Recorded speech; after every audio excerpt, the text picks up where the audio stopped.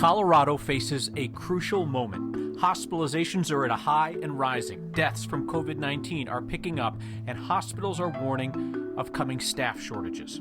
We talked to contact tracers today who admit there are not enough of them to call everyone who's been exposed.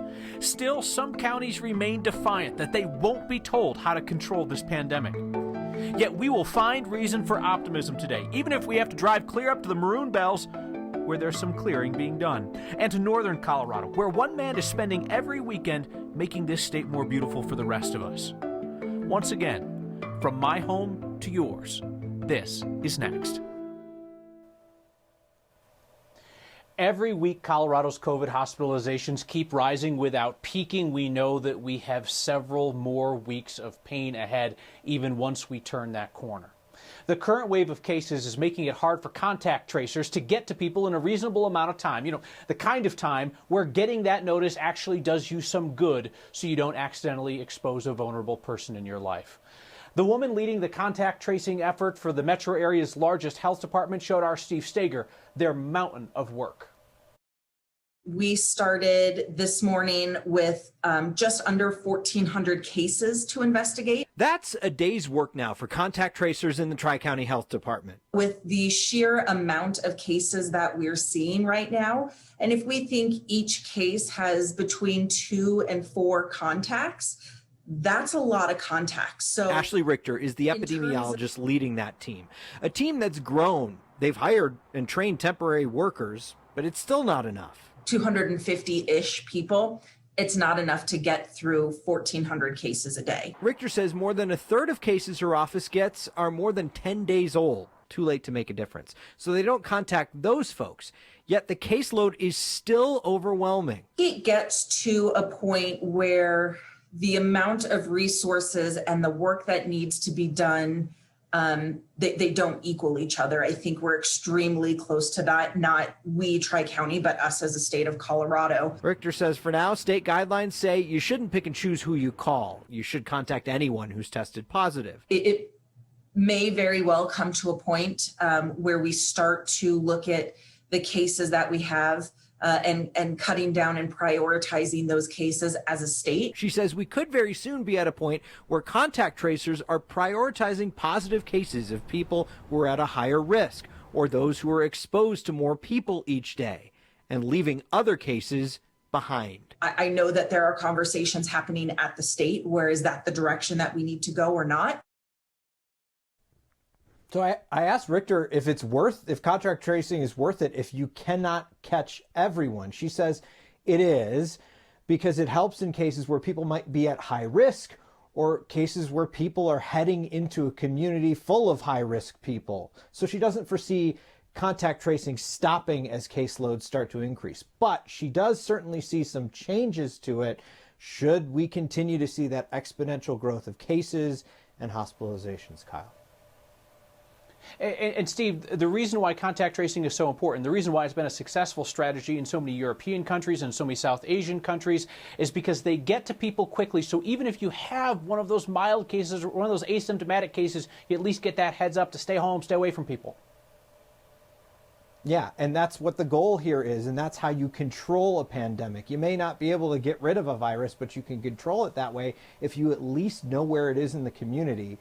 And with so many cases out there right now and the inability to effectively contact trace, you run the risk of not knowing where it is. Steve, thank you. We're running out of time to get hospitalizations under control, and I say that because of the fact that almost a third of Colorado's facilities are anticipating staff shortages in the next 2 weeks. We know that those hospitalizations will continue to rise once cases level off, and we're currently at 1,294 patients in our hospitals. Current positivity rate is 12.5%. That's about the weekly average. Would certainly like to see that tick down.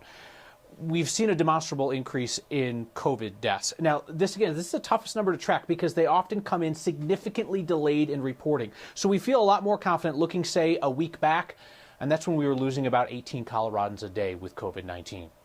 So we tallied about 3,300 new cases at last check, down slightly from the recent average highs of 4,400 cases a day.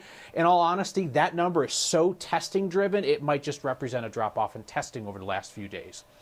So the state is encouraging individual counties to move to more strict restrictions. But just like we saw during the springtime surge, there are some counties that do not care what the state says. Here's Marshall Zellner.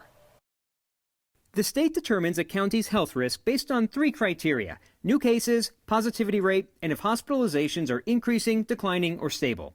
Orange indicates high risk because of higher numbers and increasing hospitalizations. That's basically the Denver metro area. Yellow, meaning concern, is Weld County. Do you not buy into what the state has put in place to determine level of restriction? As a Board of County Commissioners, I would say no, that we don't. Barbara Kirkmeyer is a Republican Weld County Commissioner and state representative-elect. She was part of a county commissioners call last week with Democratic Governor Jared Polis and Jill Ryan, the head of Colorado's Public Health Department. Where are you with telecommuting for your county employees? We do it when it's appropriate. When is it appropriate? When we follow the CDC guidelines, when if there is a possibility of if they've been tested positive or if they're in near contact with people who have tested positive, we offer them the opportunity to telework. In talking with Kirkmeyer today, she said commissioners will revisit telecommuting options at a meeting tomorrow, not because of the call, but because school districts are moving to remote learning. To this point, when their kids weren't at home, it was show up to work unless you're sick? Basically, or unless they have come in contact direct exposure if they were in direct exposure within 48 hours prior to someone being tested positive. After the call with the governor ended, the meeting was still being broadcast when the county health director warned commissioners that the state public health director might change the county from yellow to orange. You tell her no. Say you're going orange? Just tell her no. And that's when I said, well, you tell her no. You tell her no, that she can't do that until she speaks to the Board of County Commissioners, which is what we thought the meeting was going to be about and was not. What's the difference between level yellow and level orange? Here's the chart, but the simple answer is capacity, as in how many people each county will allow in a certain place at one time. And our question would have been to him, how does he expect to enforce his own orders? Those are not our orders, those are his orders. Our sheriff has said that he will not enforce those orders, and our district attorney is not willing to enforce those orders either. I asked a few times if the message from the county is to go about business and life normal, without restriction. Kirkmeyer said that that wouldn't be very successful for businesses, so if a business does have their own restrictions they want to put in place, customers should follow those. I put in a late question tonight, Kyle, to both the Public Health Department and the Governor's Office to see if a county is put at a specific color level, doesn't follow those rules, and doesn't enforce those rules, what happens? I'll let you know when I get an answer. We're right back where we were in the spring, where the fact is there are very few real enforcement mechanisms for the state or for these counties. They can threaten business licenses and citations and things like that. More so, Marshall, the idea is just how do you get everybody's attention like, hey, folks, it's not great right now. You might want to make some personal changes. But from an enforcement standpoint, I mean, you've seen our email. We get a lot of email from people who say, hey, this business or this location isn't following. You should do a story on them. And we point them to the county health department. That's your first line. So if Weld County Health Department says, we don't necessarily agree with that level, then what do you do? And I didn't get a good answer from the county. Would the county health department just be like, not our problem? Well, all right. Thank you, Marshall. So the legislators who specifically run the state budget are right now considering buying a helicopter, a firefighting helicopter. But any money that Colorado puts into fighting wildfires next season can only fight certain wildfires. So Democratic Governor Jared Polis is proposing an additional $82 million or so for wildfire mitigation, response, and recovery. Big chunk of that goes to Colorado's Firefighting Air Corps, plus wants to purchase a $24 million Firehawk helicopter. Got to remember, though, state can only use those resources when the state is in charge of the fire.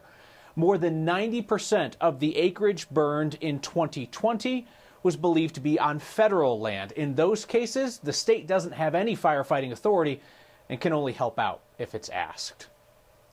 So you beautiful people have done good again. You've done well and also good. You raised $56,000 since last week to support Colorado's veterans and their families as side by side those families go through the process of healing from PTSD. $56,000 for Project Sanctuary, longtime nonprofit up in Grand County. They believe that what works best is transitioning the whole family unit back to civilian life after service. The Project Sanctuary folks told me they were overwhelmed by your generosity through the Word of Thanks micro-giving campaign. I was not surprised one bit. Have a new idea for us on Wednesday. The Avs' future looks bright, and they're sharing some of that shine with their past this upcoming season. How have you been spending your Saturdays during the pandemic? It feels fantastic, and one of the coolest things is watching people walk around with big 39-gallon trash bags. Sounds like a party. Or at least the cleanup after the party. It is hardly a wild weekend, but his mission is making northern Colorado a prettier place. And a word about why we're back here. Next.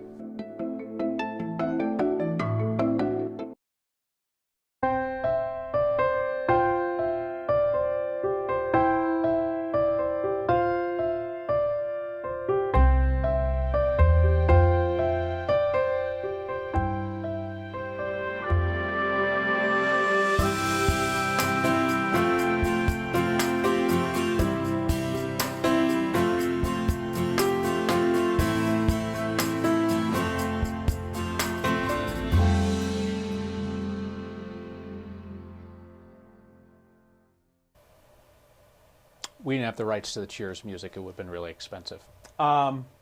So, we are back here again. Colorado's COVID-19 hospitalizations have spiked up and beyond the springtime highs. I think everybody's hoping to avoid the economic cost of another lockdown, but at this point, the virus may impose that on us, even if cities and counties in the state are reluctant to do it. And I am now once more coming to you from my home. It's pretty simple, actually. Every Coloradan is being asked to work from home, some or all of the time if able. It's just about reducing our number of daily contacts with other people. Every contact you avoid makes difference. The majority of the Next team has been working from home since the start of this.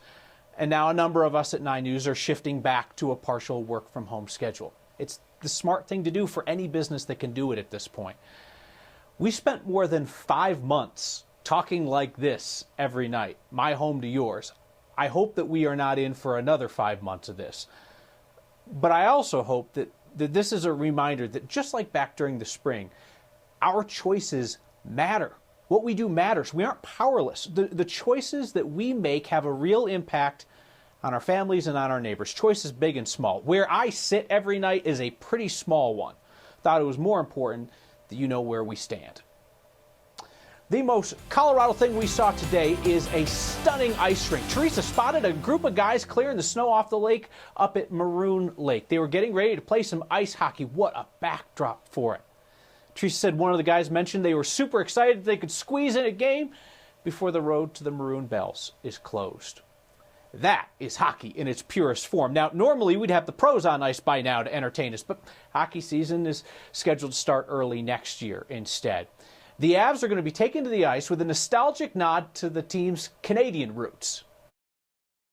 The Avalanche are celebrating their 25th anniversary as Colorado's NHL team this upcoming season by paying homage to their past north of the border. For me, it would be the idea that maybe some people will get interested in the origins of the Nordiques and how the whole thing started. Peter McNabb is the Avs TV color analyst and a former NHL player.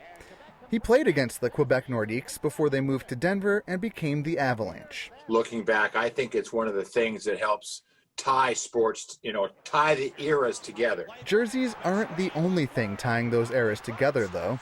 Joe Sakic was a star on the Nordiques before moving to Colorado, winning 2 Stanley Cups and becoming the team's general manager. It was a very, very quick turnaround when we moved there in 1995. And Jean Martineau has been with the team since he joined the Nordiques board of directors at 28 years old. And the fact that we won the Stanley Cup the very first season, it was very emotional for the people in Quebec City. It was very tough for them to digest that. And we got a lot of opportunities during that period of time, especially the first year when they won the Stanley Cup, to see some of these young players come of age. 104.3 The Fan's Sandy Clough remembers the electricity in the stands as Denver's new team competed with the league's elite. I think that had a lot to do with fan interest. And the Avalanche did a magnificent job in making the transition. They hit the ground running, building their own identity separate from the Nordiques. Yeah, it's very special. I mean, it brings back some unbelievable memories. And 25 years later, they're honoring a history that laid Colorado's championship foundation. For Next, I'm Brian Wendland. Yeah, Sandy Clough is a boss. I think that's the first time we've ever had him on the show. That's cool. So, you know, the team has sold Nordique's gear in the fan shop for years. They've just never worn it on the ice before. NHL still hasn't finalized the start of its 2021 season, but they're hoping to get things going on January 1st. One man's weekend plans are trash. They are actual trash. I wanted to find something that I could really help, something that I could do that was better, that maybe my community could get involved in. I have never cheered for somebody picking up garbage. I want to cheer for this guy. Next. Picking up is a matter of pride. Pride for where Brandon Barrios lives. Every Saturday for the last 5 months, he spent hours picking up after other people so that everybody can enjoy a beautiful open space in northern Colorado. This place is just gorgeous. Well, I'm originally from Florida, and when I moved here, I was calling these mountains, but I've been told that they're not mountains. I think the water is beautiful. I love going fishing and kayaking here. It meant something to me to help it be that great first impact point the way it was for me when I moved here. I tell everybody that my friend Brandon started a pickup, and that if they're bored on Saturday, they can come up and hike around Horsetooth with us. I'm planning on continuing to do this every Saturday until it doesn't make sense to do it anymore. Everybody loves to pick up trash. With almost 50 volunteers, and I figure we've picked up almost 400 pounds of trash already, if not more. Yeah, we try to come up for at least 2.5 hours every Saturday, I think, so it's good. You know, my family knows where I am if they want to come help. My kids came and helped one weekend. It feels fantastic, and one of the coolest things is watching people walk around with big 39-gallon trash bags all down the trails and just everywhere, and it's a really good feeling. I'm seeing less trash with our presence here. It makes people maybe think that they should walk to the garbage can. At the beginning of this year, we had all sorts of things going on that were just kind of unprecedented in my lifetime. I wanted to find something that I could really help, something that I could do that was better, that maybe my community could get involved in, that was just good stuff, because at the time I know I needed it, and I think a lot of people have come out and shown that they needed it as well. Our community's great. Fort Collins rocks. Yes, it does. What a beautiful spot. Man, his beard makes me want to be a better man. Brandon shared his story through the lens of our photojournalist, Foster Gaines. What do you say? Should we fire up that feedback fireplace all at once? 1 and 2? We'll do it next.